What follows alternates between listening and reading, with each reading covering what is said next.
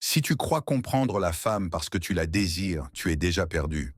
Tu l'as déjà senti, n'est-ce pas? Ce vertige dans ses yeux, cette douceur qui désarme, ce regard qui te fait oublier le tranchant de ta propre lame. Frère, ce n'est pas de la poésie, c'est de l'architecture. Et tu vis dans une maison dont tu ignores les fondations. Il existe un savoir que l'homme moderne a fui. Non pas parce qu'il est faux, mais parce qu'il est trop dangereux à connaître. Socrate, lui, n'a pas fui. Il a traversé le brouillard, et ce qu'il y a trouvé n'était pas une haine des femmes. C'était une vérité que l'âme masculine redoute encore aujourd'hui. Il disait « Là où l'homme est forgé dans la clarté, la femme est tissée dans la brume ».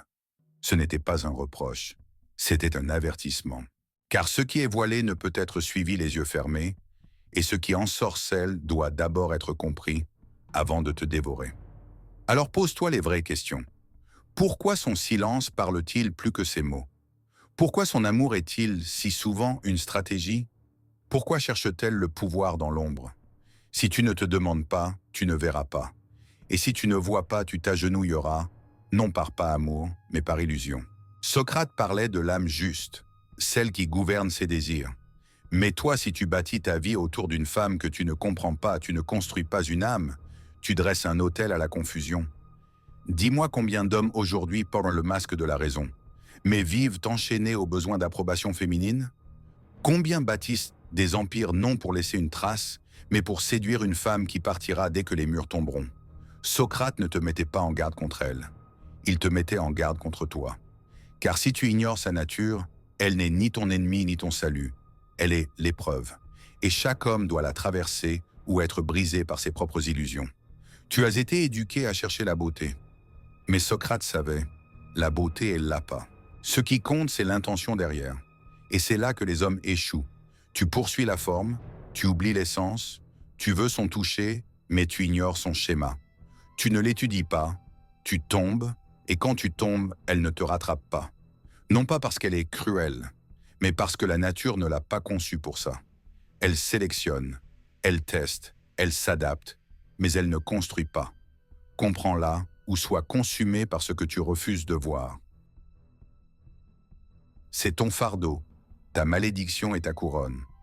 Un homme, disait Socrate, doit vivre une vie examinée, et cela inclut tes pensées à son sujet, tes besoins, tes failles, tes désirs. Si tu ne les examines pas, elle les verra, elle les utilisera. Pas par cruauté, mais par nécessité. Comme le fleuve n'a pas de haine pour la roche qui l'érode, la femme ne méprise pas l'homme qu'elle dépasse. Elle suit simplement sa nature. Mais toi, suis-tu la tienne? Socrate vivait entouré d'hommes qui confondaient le pouvoir avec les votes, l'argent, les applaudissements. Mais lui savait, le vrai pouvoir appartient à celui qui ne peut être trompé surtout par ce qu'il aime. Et c'est là que tout commence. Tu n'es pas né pour graviter autour d'elle, tu es né pour te gouverner toi-même. Socrate disait que la vie non examinée ne vaut pas d'être vécue, mais le désir non examiné est encore plus dangereux. Et nulle part le désir ne se camoufle mieux que dans le domaine du féminin. Il porte le masque de la dévotion, il chante comme la vérité, il danse comme le destin. Mais il répond à quelque chose de plus ancien. La survie, la sélection, l'instinct. Tu appelles ça l'amour, elle appelle ça le bon moment. Dans le Phèdre, Socrate avertit, l'amour, s'il n'est pas gouverné par la raison, devient une forme de folie. Divine peut-être, mais folie quand même. Il dit, l'âme tirée par le désir devient comme une créature sans ailes, rampant en cercle, obsédée par la source de son appétit. Combien d'hommes vivent aujourd'hui dans cette boucle? Combien ont sacrifié leur mission, leur valeur, leur souveraineté pourquoi? Un regard furtif, un shoot de dopamine dans une voix douce, un corps chaud. Tu n'es pas ici pour être dévoré par le féminin, tu es ici pour le comprendre. Socrate observait, là où l'homme cherche la vérité, la femme cherche l'alignement. Pas avec la vérité, mais avec la sécurité. Ce n'est pas une insulte, c'est une stratégie biologique, une intelligence adaptative. Mais tu dois la reconnaître. Elle ne cherche pas ce qui est juste, elle cherche ce qui assure sa survie, ce qui reflète la force, le statut, la stabilité dans son monde. Ton intellect ne la séduit pas. Ton ambition, ta certitude, ta maîtrise de ta réalité, ça, oui. Mais si tu lui tends la couronne avant d'avoir porté la tienne, elle ne s'agenouillera jamais. Si tu la places au-dessus de ta mission, elle te testera jusqu'à ta chute. Elle n'est pas cruelle, elle réagit simplement à ce que tu as révélé, que ton âme est à vendre. Tu l'as déjà vu, cet homme qui ne brille que dans son regard à elle. Celui qui s'agenouille, sans même savoir devant quel autel il se prosterne. Celui qui brûlerait ses principes juste pour qu'elle ait chaud. Et toi, si tu ne t'éveilles pas, tu deviendras l'un d'eux. Socrate disait que l'âme humaine a 3 parties, la raison, le courage et l'appétit. L'homme le plus haut vit là où la raison commande. Mais quand c'est l'appétit sexuel, émotionnel, social qui mène l'homme, se dissout. Il ne dirige plus, il suit. Pas elle, mais sa fin d'elle. Socrate vivait entouré d'hommes qui confondaient le bruit avec la sagesse, la beauté avec la vertu, le charme avec la vérité. Il voyait clair. Et quand il osa le dire, ils l'ont tué. Mais sa voix parle encore. Pas à la foule, pas aux hommes qui rampent, mais à toi, à celui qui ose voir. Il avait compris une chose, la femme est naturellement tournée vers le présent, l'émotion, la sécurité, l'instant. Mais l'homme est maudit et béni par le fardeau du futur. Ton esprit s'étire vers l'avant, ton âme souffre pour une trace, tes os portent le poids d'une vision. Mais la vision a un prix et le féminin t'offre une échappatoire magnifique. Le confort, la chaleur, l'illusion de la paix. Tu ne dois pas céder. Ta paix ne doit pas venir de sa soumission, mais de ta clarté. Elle testera ton axe, elle testera ta conviction, elle reflètera ton incertitude avec une précision terrifiante. Et si tu ne te maîtrises pas, elle te maîtrisera. Pas par cruauté, mais par instinct. Un instinct affûté comme une lame. Socrate n'enseignait pas la haine du monde. Il enseignait son interrogation. Il ne fuyait pas les forces qui nous troublent. Il les illuminait. Alors illumine-la. Pas avec suspicion, mais avec compréhension. Elle n'est pas ton encre, elle est la marée. Et toi, comprends-tu la différence? Tu dois devenir philosophe de tes propres instincts. Socrate avertissait, plus par silence que par mots. La chute de l'homme ne vient pas de la lance ni de l'état, mais des désirs qu'il refuse d'étudier. Et aucun désir ne hante plus l'homme que celui du mystère féminin qu'il ne comprend pas. La tragédie, ce n'est pas que tu aies besoin d'elle, c'est que tu ne sais pas pourquoi. Et dans cette cécité, tu la divinises, puis tu la blâmes quand elle ne fait pas de miracle. Mais la vérité, elle n'a jamais été conçue pour te compléter. Elle a été conçue pour te tester. Dans le Gorgias, Socrate détruit l'idée que le plaisir est égal au bien. Il démonte l'illusion que ce qui fait du bien est juste. Il arrache la croyance que la validation, surtout féminine, est une preuve de vertu, et ce qu'il révèle glace l'homme moderne. Ta quête de son approbation n'est pas noble, c'est le symptôme d'un but oublié. Tu n'as pas besoin de ses yeux sur toi, tu as besoin que ton âme tienne debout dans le noir. Les hommes d'aujourd'hui ne s'effondrent pas par manque de talent, mais par pourriture intérieure. Ils lisent ses humeurs mieux qu'ils ne lisent leurs propres valeurs. Ils récitent les phrases qu'elle aime, mais oublient les serments qu'ils s'étaient faits à eux-mêmes. Tu crois être romantique, elle pense que tu as perdu ton tranchant, et elle a raison. Elle ne peut pas aimer ce qu'elle ne respecte pas, et elle ne respecte pas ce qu'elle peut contrôler. Socrate ne l'a pas dit avec nos mots, mais l'architecture de sa pensée le crie. Il ne voyait pas l'harmonie comme l'égalité des natures, mais comme chaque âme à sa juste place. Une femme ne veut pas te diriger, elle veut se sentir en sécurité sous ta direction. Mais si tu abandonnes ce rôle, si tu fais de ses émotions ta boussole, de son approbation ton miroir, de son affection ton trophée, tu cesses d'être un homme, tu deviens un satellite. Elle te gardera peut-être, mais pas par amour, mais par commodité. Et un jour, la commodité expire. Le monde est rempli d'hommes qui ont cru gagner son amour en l'adorant. Mais l'amour ne se gagne pas par l'adoration, il se gagne par la souveraineté. Dans le Ménon, Socrate demande si la vertu peut s'enseigner, mais surtout il demande si les hommes savent encore la reconnaître. Et toi, sais-tu ce qu'est la vertu masculine? Sais-tu à quoi elle ressemble avant de la lui offrir? Ou as-tu confondu dévotion et discipline, désir et loyauté, soumission et amour? Elle ne te veut pas brisé, elle ne te veut pas dépendant, elle ne te veut même pas gentil, elle te veut réel. Et l'homme réel n'orbite pas autour du féminin. Il orbite autour du vrai, du juste, du bien. et il l'invite à marcher avec lui seulement si elle peut suivre ce rythme. Quand elle te verra vivre selon des principes et non des pressions, parler avec retenue, diriger avec clarté et aimer sans te perdre, alors elle suivra. Pas parce que tu l'as exigé, mais parce que tu l'auras mérité. C'est ça le paradoxe que Socrate avait compris. Le pouvoir ne vient pas de sa quête. Il naît chez l'homme qui n'en dépend plus, surtout pas d'elle. Le jour où tu cesses de chercher son approbation et que tu commences à chercher ta forme, pas celle de ta chair, mais celle de ton essence, tu deviens intouchable. Pas parce que tu es dur, mais parce que tu es entier. Et l'entier, c'est la richesse oubliée de l'homme. Les temples d'Athènes ne célébraient pas le confort, ils célébraient la vertu. Gravée dans la pierre, mesurée par l'épreuve, murmurée à l'oreille des hommes par Socrate lui-même. Connais-toi toi-même, pas pour lui plaire, pas pour la servir, pas pour devenir ce qu'elle désire, mais pour savoir. Car dans le savoir, il y a le pouvoir, et dans le pouvoir, la paix. Mais les hommes d'aujourd'hui ne sont pas en paix, ils sont en guerre. Pas contre elle, contre le mensonge qu'ils se racontent, que son amour les sauvera, que son corps apaisera leur agitation, que son sourire remplacera leur identité. Ce n'est pas de l'amour, c'est de l'ivresse. Et tout philosophe sait qu'un homme ivre ne voit pas la vérité. Socrate parlait souvent des formes, ces réalités idéales derrière nos ombres terrestres. Il y a une forme de féminité, comme il y a une forme de masculinité. Mais les hommes modernes ne poursuivent que l'ombre. Les courbes, les yeux, les promesses faites en parfum et en posture. Et ils oublient de demander « À quoi cette forme sert-elle? Que protège-t-elle? Que dévore-t-elle » Elle n'est pas mauvaise, elle est efficace. Elle n'est pas trompeuse, elle est adaptative. Elle n'est pas brisée, elle est complexe. Elle est calibrée pour survivre. Pas pour toi, pour elle. Ses instincts sont plus aiguisés que tes fantasmes. Ses décisions plus rapides que tes émotions. Et quand ton regard est brouillé par le désir, elle voit ce que tu refuses de voir, ta faiblesse. Socrate ne l'a jamais dit frontalement, mais c'est caché dans ses dialogues. Tu es soit gouverné par la raison, soit par le désir.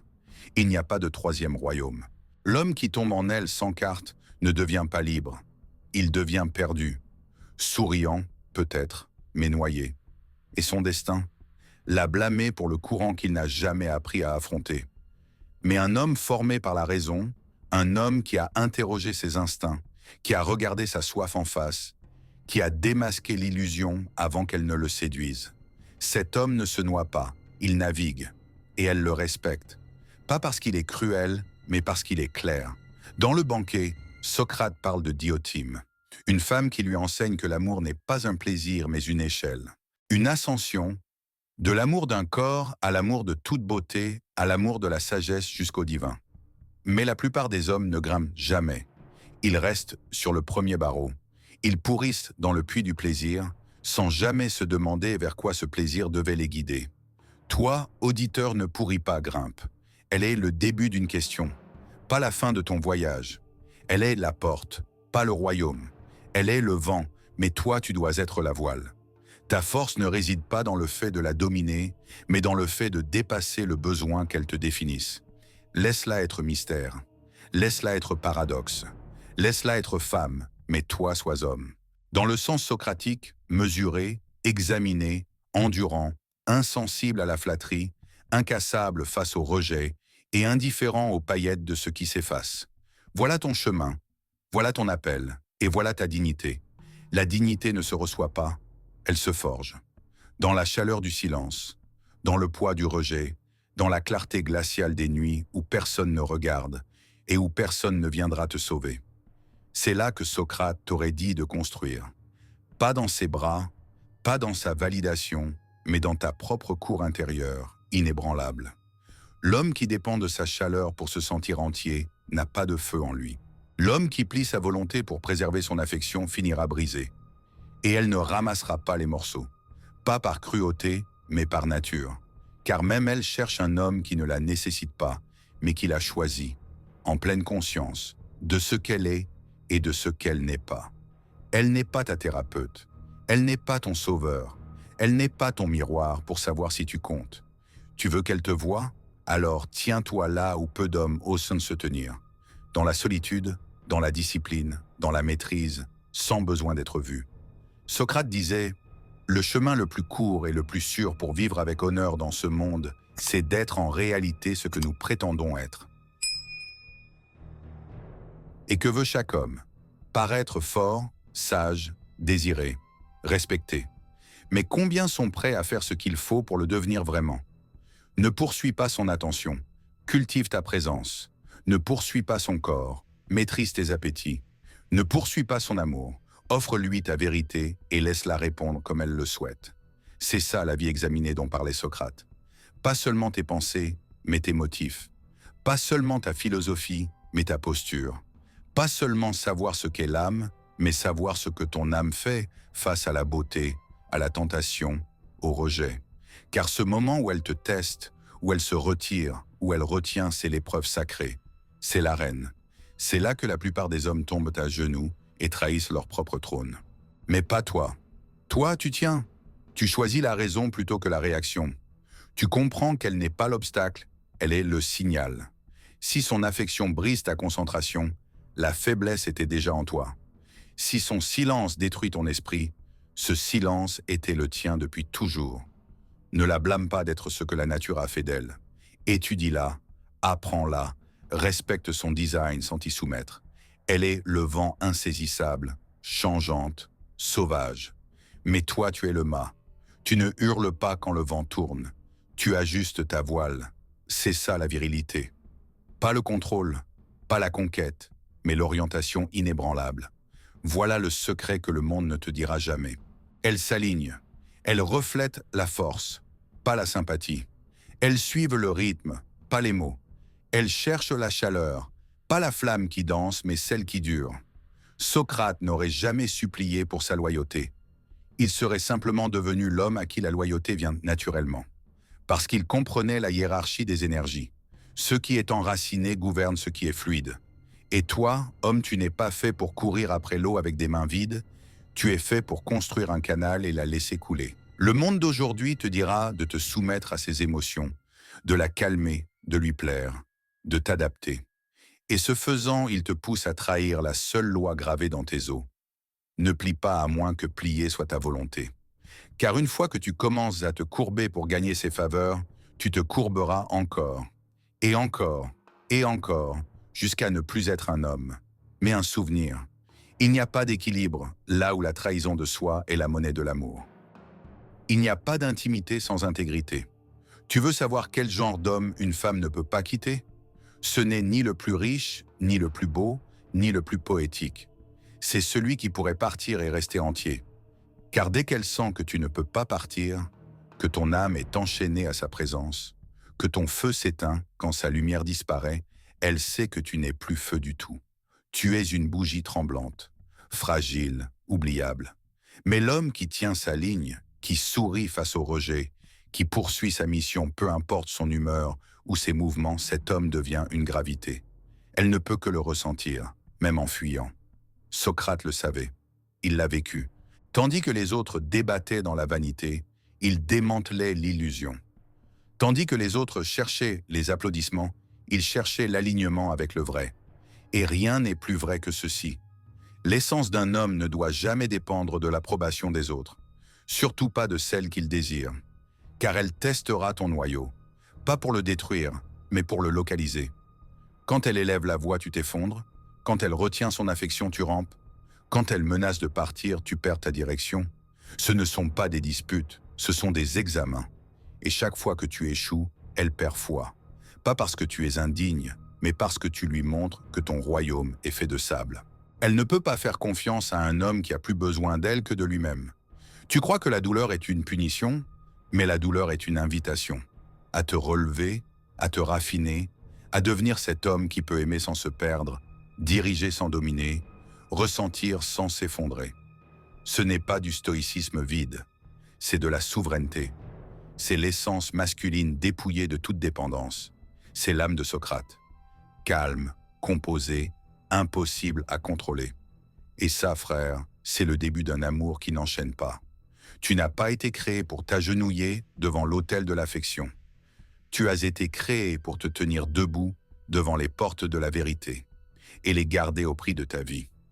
Voilà ce que Socrate enseignait, pas avec des slogans, mais avec des sacrifices. Dans ces derniers instants, il a choisi la mort plutôt que le déshonneur, le silence plutôt que le compromis, la vérité plutôt que le confort. Et quelle est cette vérité pour toi aujourd'hui? C'est celle-ci. Tu ne dois ni craindre sa nature, ni chercher à la réécrire. Tu dois maîtriser la tienne. La femme n'est pas le champ de bataille. Elle est le miroir, l'épreuve, la tension qui révèle tes failles.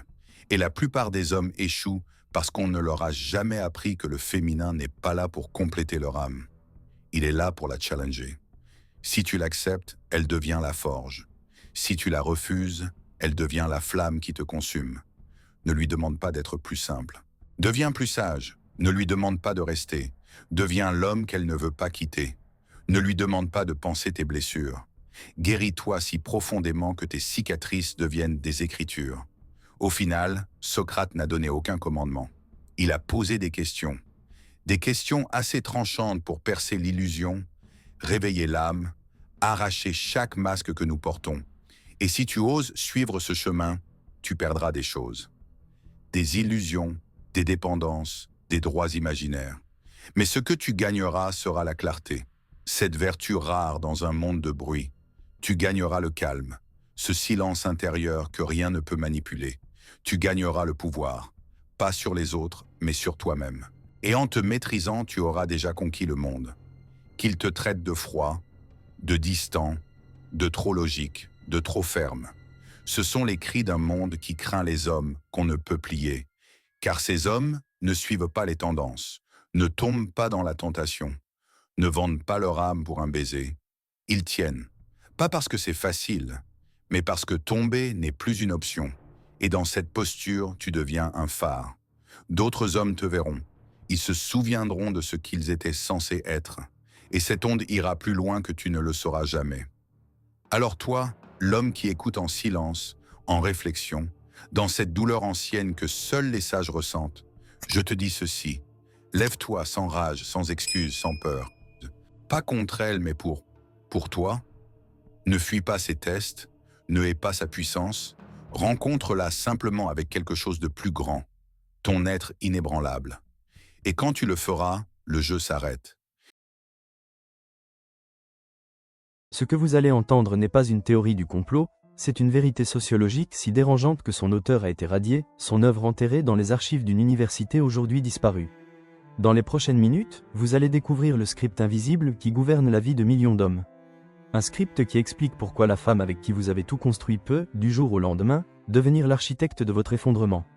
À la fin de cette vidéo, vous ne verrez plus la rupture comme un échec personnel, mais comme le symptôme d'un schéma historique qui se rejoue à travers elle. Et vous aurez enfin ce que le monde moderne vous refuse. Un cadre prédictif, une clarté brutale, et la sérénité d'un philosophe au cœur du chaos. Imaginez un homme qu'on appellera Jacques. Il a 48 ans. Depuis 22 ans, il a construit une vie avec sa femme, Sarah. 2 enfants, l'un à l'université, l'autre en terminale. La maison, autrefois saturée de cris, de matchs de foot, de pièces de théâtre et de disputes adolescentes devient silencieuse. Jacques voit ce silence comme une récompense. 2 décennies de travail acharné, de promotions refusées pour rester proche de sa famille, de sacrifices invisibles pour préserver l'équilibre.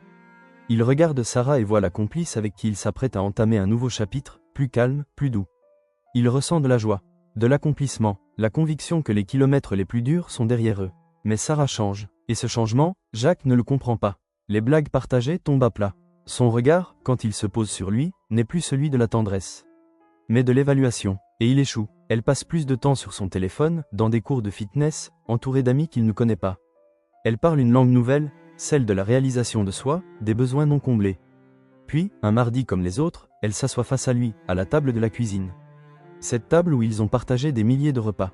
Et elle prononce les mots qui pulvérisent sa réalité. Je t'aime mais je ne suis plus amoureuse.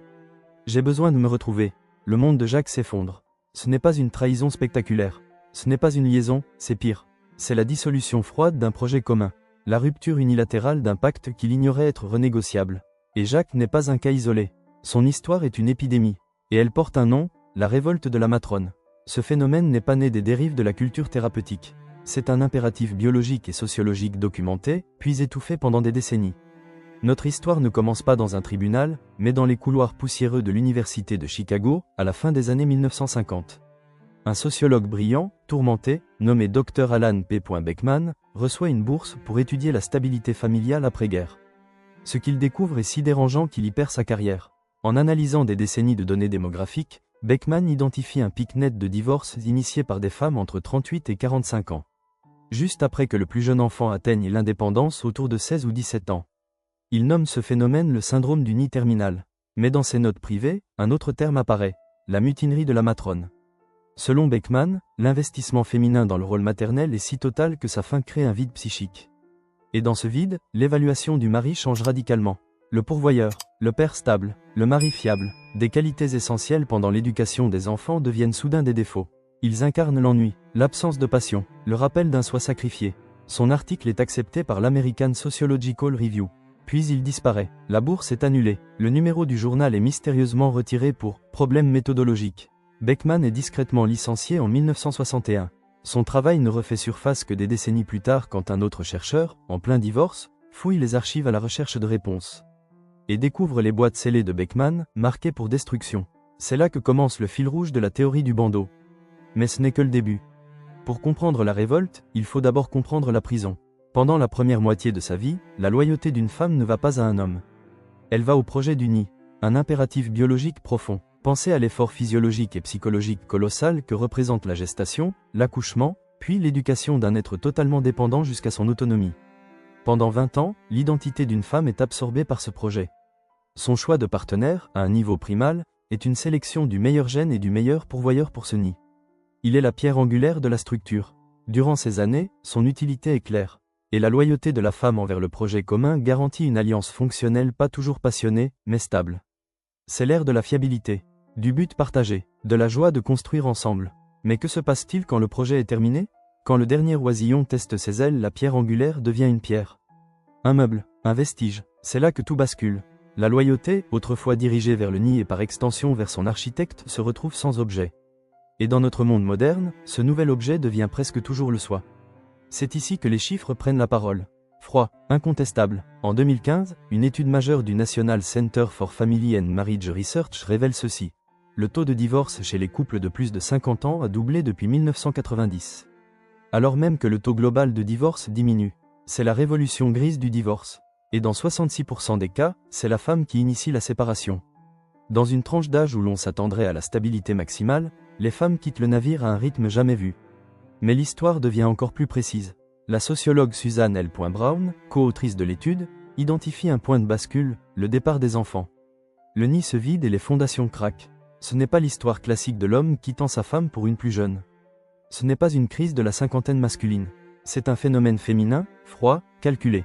Un retrait méthodique d'un contrat qu'elle considère comme expiré. Et le langage utilisé dans ces divorces est révélateur. Ce n'est pas « il m'a trompé ». Ce n'est pas « il m'a battu ». C'est « on s'est éloigné ». Il ne répondait plus à mes besoins émotionnels. J'ai besoin de trouver mon bonheur. C'est le grand renversement narratif. La fiabilité d'hier devient, rétrospectivement, de la négligence émotionnelle. La stabilité devient de l'ennui. Le dévouement devient de l'absence. Et l'histoire du mariage est réécrite pour justifier la révolte. L'histoire est jonchée des débris de ce schéma invisible jusqu'à ce qu'on sache où regarder. Prenez la fin de la République romaine. On se souvient des légions, des empereurs. Mais la décomposition sociale s'opérait aussi dans les foyers. Tacite, dans ses annales, déplore le déclin de la matrona, la matrone romaine vénérée. Au 1er siècle après Jésus-Christ, alors que l'empire est stable et la richesse sans précédent, un phénomène nouveau surgit. Des femmes aristocrates quittent leurs maris vieillissants non pas pour d'autres hommes, mais pour l'indépendance. Elles prennent leur dot, vivent seules, financent des artistes, s'impliquent en politique. Le philosophe stoïcien Sénèque le Jeune les critique violemment. Elles préfèrent la libertas à la pietà, la liberté à la loyauté. L'empire, vaste et sécurisé, a vidé le nid de son sens traditionnel. Et elles se sont révoltées. Avançons vers l'Angleterre victorienne. L'idéal de « l'ange du foyer » était un corset culturel conçu pour contenir cette énergie. Mais une fois les enfants élevés, quelque chose se produisait. Certaines devenaient spirites, suffragettes et dans les cas les plus marquants, comme Lady Caroline Norton, elles utilisaient leur intellect pour démanteler le système juridique que leur mari incarnait. Son mariage était notoirement malheureux. Et une fois ses enfants grands, elle ne se dévoua plus à son foyer mais à la cause du soi féminin. Ce ne sont pas des anomalies. Ce sont des précédents historiques de la révolte de la matrone. Et voici une autre histoire. Une histoire qui illustre la brutalité silencieuse de ce basculement. Robert, historien lui-même, m'a raconté le moment où il a su que tout était fini. Ce n'était pas une dispute. C'était des vacances, leur premier voyage en amoureux depuis que leur dernier enfant était parti à l'université. Une ville côtière magnifique, en Italie. Il était rempli de joie, émerveillé par l'architecture, les paysages. Il se tourne vers elle pour partager l'instant et voit sur son visage un masque d'ennui pur. Puis elle soupire, un soupir venu du fond d'un puits de déception. Et elle dit, « C'est ça? C'est pour ça qu'on a travaillé toutes ces années? Pour regarder des vieux bâtiments ensemble ?» Pour Robert, ce fut un choc. Cette femme avait veillé avec lui toute une nuit à rêver leur avenir. Elle avait construit une famille avec lui. Et maintenant la vie qu'ils avaient bâtie était devenue, pour elle, une prison. Les souvenirs partagés n'étaient plus des fondations, mais des chaînes. Elle ne voyait pas la beauté antique. Elle voyait le fantôme de sa jeunesse sacrifiée. Et elle le tenait pour responsable. Sa loyauté avait déjà migré vers un futur fantomatique, un soi libéré de sa présence. L'histoire de Robert est celle de milliers d'hommes, désemparés, brisés, et financièrement anéantis par un processus qu'ils n'ont pas vu venir. La première phase de la révolte n'est pas bruyante. Elle est silencieuse. C'est un transfert discret d'allégeance. La joie qu'elle tirait des anniversaires, des Noëls, du rythme domestique s'évapore. Elle est remplacée par une curiosité fébrile pour une vie qu'elle pense avoir manquée. Elle commence à investir en elle-même avec une intensité étrangère à l'homme qui l'a connue comme mère et épouse. Abonnement à la salle, retraite de yoga, nouveaux cercles sociaux, thérapie centrée sur son trauma, ses besoins, son parcours. C'est l'infrastructure de la nouvelle loyauté. Et l'homme, en l'observant, ressent souvent de la fierté, du soulagement.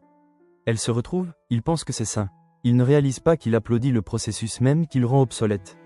Il finance son propre remplacement, par un concept, son soi autonome. C'est le piège le plus cruel de la révolte. Elle utilise le langage de l'empowerment et du soin de soi comme justification morale pour ce qui est, en réalité, un réalignement brutal des ressources et de la loyauté.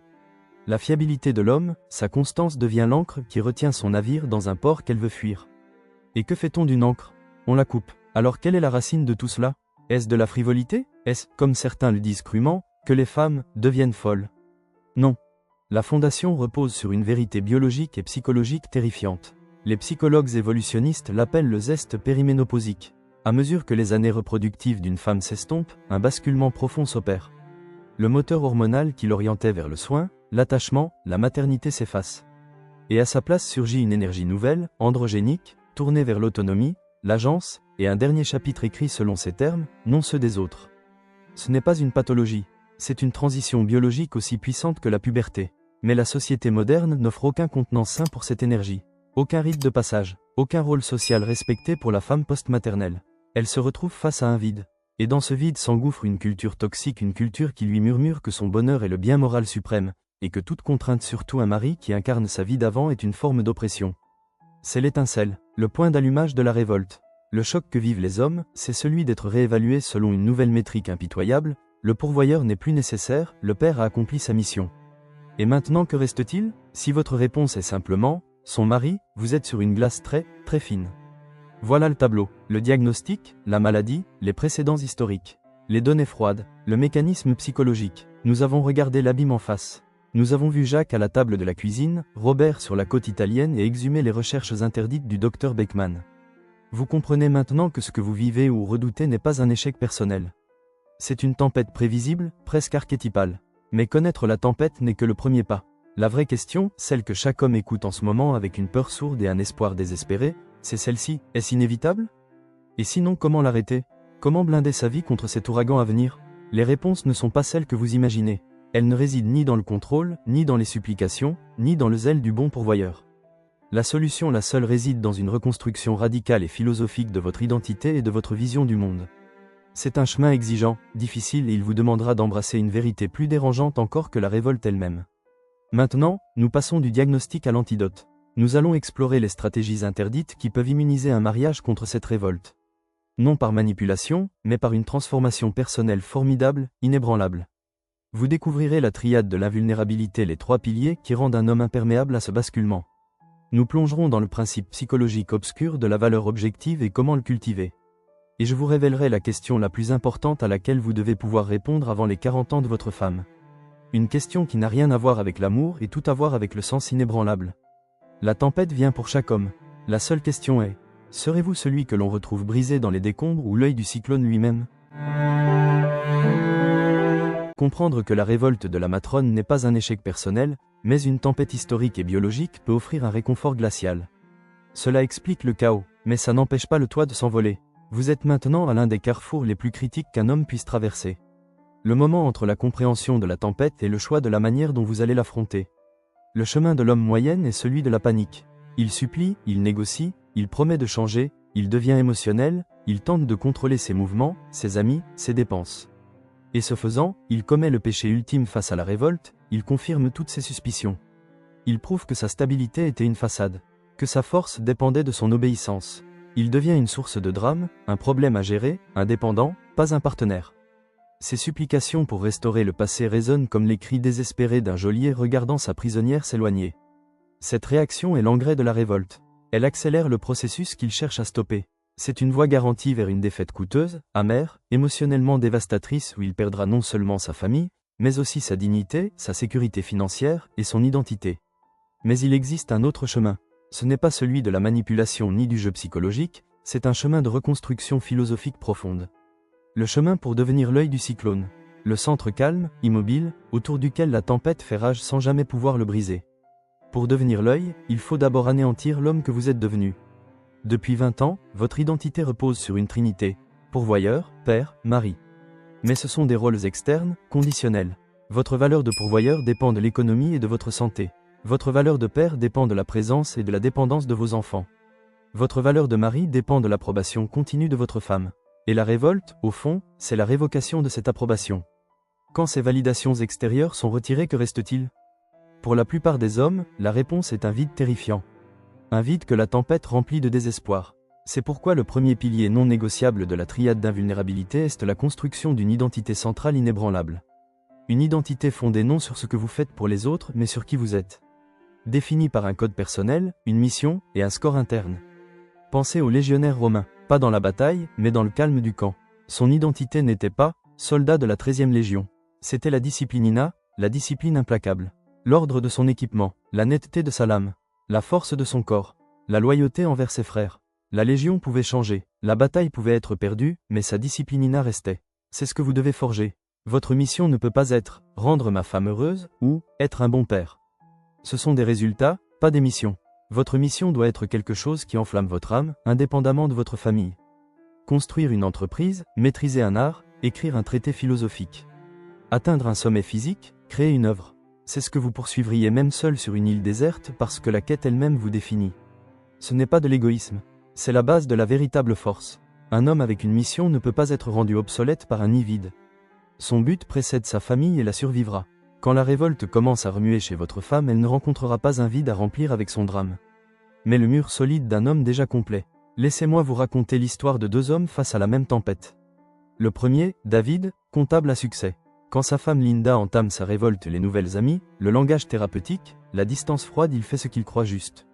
Il organise des dîners romantiques, elle annule, il lui offre des cadeaux, elle les rend. Il demande sans cesse, qu'est-ce qui ne va pas? Que puis-je faire?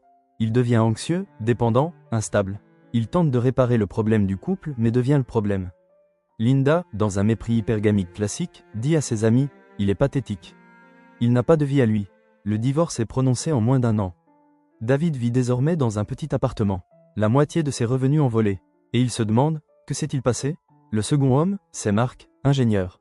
Il voit les mêmes signes chez sa femme Sarah, le mépris subtil. L'obsession du yoga, les conversations centrées sur ses besoins non comblés. Mais Marc ne réagit pas à Sarah. Il réagit à sa propre mission. Il a toujours voulu construire un bateau classique, à partir de rien. Il consacre désormais 2 heures chaque soir à ce projet, dans son garage. Il cesse d'être disponible pour chaque variation d'humeur. Il reste poli, présent, mais son énergie émotionnelle est investie dans le bateau. Il commence à se lever à 5 heures du matin pour s'entraîner au marathon, un rêve de toujours. Il ne fait pas ça pour la rendre jalouse ni pour la reconquérir. Il le fait parce que c'est qui il a toujours été. Le changement est sismique. La froideur de Sarah est accueillie par une indifférence calme et déterminée. Ses tentatives de provocation échouent. Il n'est plus acteur de son drame, il est observateur. Et un phénomène curieux se produit. Plus il se concentre sur sa mission, plus elle devient curieuse. Elle entre dans le garage, pose des questions sur le bateau. L'homme qu'elle croyait prévisible, ennuyeux, se révèle être un artisan, un athlète, un homme de profondeur et de mystère. La révolte ne s'est pas arrêtée, elle a fait demi-tour. Marc est devenu l'œil du cyclone. Et en refusant d'être aspiré dans la tempête, il l'a apaisé. Le deuxième pilier de la triade d'invulnérabilité, c'est le principe de la valeur objective. Un concept qui va à l'encontre de tout ce qu'on nous enseigne sur les relations. On nous dit que l'amour est inconditionnel, que la valeur est subjective. C'est une fantaisie dangereuse. La vérité brute, celle que peu osent regarder en face, c'est que toutes les relations humaines, et surtout les relations amoureuses, sont gouvernées par une évaluation silencieuse et constante de la valeur. Pendant les années de maternité, votre valeur était claire, provision, stabilité, sécurité. Mais la révolte commence quand cette valeur est perçue comme dépréciée à zéro. Votre femme vous évalue désormais selon une nouvelle métrique inconsciente, inspiration, passion, et ce que les psychologues évolutionnistes appellent la valeur de partenaire. Êtes-vous un homme que d'autres femmes trouveraient encore désirable? Êtes-vous un homme qui commande le respect dans sa tribu? Ou êtes-vous devenu un meuble confortable? Ce n'est pas une question de tromperie, c'est le calcul biologique brut de l'attraction. Un homme qui se laisse aller physiquement, qui n'a pas de vie sociale en dehors de sa femme, qui n'a ni histoire, ni aventure, ni cadre personnel a une valeur objective de zéro sur ce nouveau marché. C'est un actif déprécié. Pour devenir invulnérable, vous devez cultiver une valeur objective visible et indéniable. Et cela commence par le corps. Votre corps est le temple de votre volonté. Un corps mou parle d'une volonté molle. Vous n'avez pas besoin de devenir culturiste, mais vous devez devenir fort, affûté, vital. Cette transformation physique n'est pas pour elle. C'est un rituel quotidien de respect de soi. Un message non verbal puissant, je me respecte trop pour me laisser dépérir. Ensuite vient votre valeur sociale. Avez-vous une fraternité d'hommes? Des hommes qui vous respectent, avec qui vous relevez des défis? Un homme seul est vulnérable. Un homme intégré dans une hiérarchie masculine est une entité sociale redoutable. Enfin, il y a votre valeur dans le monde. Êtes-vous encore en ascension? Êtes-vous encore en apprentissage? Êtes-vous un homme de conséquence? C'est la puissance de ce que les Grecs anciens appelaient l'arrêté, la poursuite implacable de l'excellence et l'accomplissement de votre potentiel. Quand une femme en pleine révolte regarde un homme physiquement vital, socialement connecté, professionnellement respecté, elle ne voit pas un pourvoyeur usé. Elle voit un prix, le calcul change, l'idée de le quitter ne devient pas un acte de libération mais la plus grande erreur de sa vie. L'histoire nous offre un cas d'école brutal sur la puissance de la valeur objective et l'échec de l'émotion réactive. Regardez le destin du roi Henri VIII d'Angleterre et de sa première épouse, Catherine d'Aragon. Catherine était fidèle, intelligente, politiquement brillante. Mais lorsqu'elle échoue à lui donner un héritier mâle, sa valeur en tant que mère d'une dynastie est annulée. La solution d'Henri? Pas de thérapie de couple, pas de reconnexion émotionnelle. Il cherche une femme plus jeune, capable de lui offrir cette valeur objective. Maintenant, regardez un autre homme. Marc Aurèle, empereur de Rome. Son épouse, Faustine la jeune, est connue pour ses infidélités. Certains disent même qu'elle aurait soutenu une révolte contre lui. Rome bruise de rumeurs, mais Marc Aurèle ne réagit pas par la jalousie ou le scandale. Il devient l'œil du cyclone. Il se plonge dans son devoir, menant les légions sur la frontière du Danube. Et dans le silence de sa tente, à la lueur d'une bougie, il écrit ce qui deviendra les Pensées, le chef-d'œuvre de la philosophie stoïcienne. Il se concentre sur sa vertu, son devoir, sa citadelle intérieure. Il comprend que la seule chose qu'il peut contrôler, c'est lui-même. En refusant d'entrer dans le drame, en maintenant sa valeur objective comme roi philosophe et stratège, il préserve non seulement son empire mais aussi sa santé mentale. Faustine, malgré ses intrigues, reste à ses côtés jusqu'à sa mort. Il est le moteur immobile, le centre qui tient. Son pouvoir ne réside pas dans le contrôle de l'autre mais dans la maîtrise absolue de lui-même. Et cela nous amène au troisième pilier le plus subtil, le contrôle transcendant du cadre. Le cadre, c'est le contexte implicite d'une relation, la réalité que vous acceptez tous les deux comme vraie. Pendant des années, ce cadre était le projet familial. La révolte, c'est la tentative de briser ce cadre et de le remplacer par un autre, le voyage du soi. La plupart des hommes, face à cela, font l'erreur fatale. Ils luttent contre ce nouveau cadre, ce qui les fait passer pour des tyrans où ils s'y soumettent devenant figurants dans le récit de sa redécouverte de soi et finissent écrits hors du script. L'homme qui maîtrise le cadre ne fait ni l'un ni l'autre. Il reconnaît sa nouvelle réalité sans jamais l'adopter. Il écoute ses discours sur l'espace, la croissance personnelle, avec la curiosité calme d'un anthropologue observant un rituel tribal. Il ne s'émeut pas, il n'argumente pas, il dit peut-être « Je vois que tu explores beaucoup de choses en ce moment ». Une phrase simple. Qui ne combat pas son cadre, mais l'observe d'un point plus élevé. Il reste l'axe stable, la réalité enracinée contre laquelle sa tempête passagère se mesure. Son propre cadre, celui qu'il incarne, c'est un but inébranlable, des valeurs non négociables.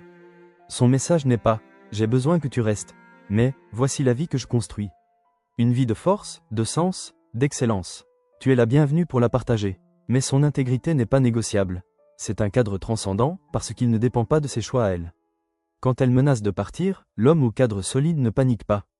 Il peut dire calmement « Je regretterai cette décision, car je suis engagé dans notre mariage ». Mais je suis encore plus engagé envers mon chemin et mon intégrité. Le choix t'appartient. C'est le langage d'un roi, pas d'un mendiant. Et cela renverse le poids de la décision destructrice là où il doit être, sur elle. Elle ne se rebelle plus contre un geôlier, elle envisage d'abandonner un roi. Et voici la partie la plus inspirante de ce voyage. Réussir à traverser la révolte de la matrone, ce n'est pas sauver son mariage à tout prix. C'est devenir un homme qui n'a pas besoin du mariage pour être entier. C'est le paradoxe ultime. La seule façon de peut-être sauver la relation, c'est d'atteindre un état où vous êtes prêt à la perdre. C'est le cœur philosophique de la Black Pill. L'acceptation d'une vérité dure mais libératrice. Votre bonheur, votre valeur, votre mission, ne peuvent pas être otages de l'état émotionnel d'un autre.